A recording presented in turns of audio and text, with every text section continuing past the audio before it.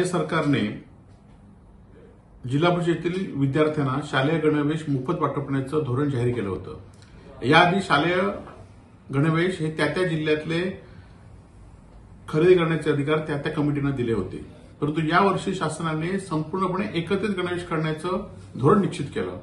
यामध्ये विधानसभेमध्ये सुद्धा चर्चा झाली आणि हे गणवेश लवकर मिळाले पाहिजे, त्याची क्वालिटी, परंतु माननीय मुख्यमंत्री आणि शिक्षण मंत्र्यांनी हे गणवेश 15 ऑगस्टच्या आधी सगळ्या शाळांना पोहोचवतील असं सांगितलं होतं। परंतु आता शाळांवर जवळजवळ तिसरा महिना सुरू झालेला आहे।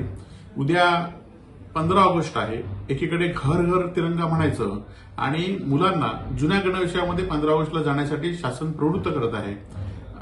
त्याचबरोबर एकट्या सिंधुदुर्ग जिल्ह्याचं उदाहरण घेतलं तर 1350 शाळा आहेत, त्यापैकी फक्त 63 शाळांना गणवेश वाटप करण्यात झालेलं आहे आणि अजूनही 31,871 विद्यार्थ्यांपैकी 29,516 विद्यार्थी हे गणवेशापासून वंचित आहेत आणि त्यामुळे 15 ऑगस्ट ह्या विद्यार्थ्यांनी साजरा कसा करायचा हा प्रश्न या ठिकाणी आहे आणि त्यामुळे या शासनाचा आम्ही धिक्कार करत आहोत।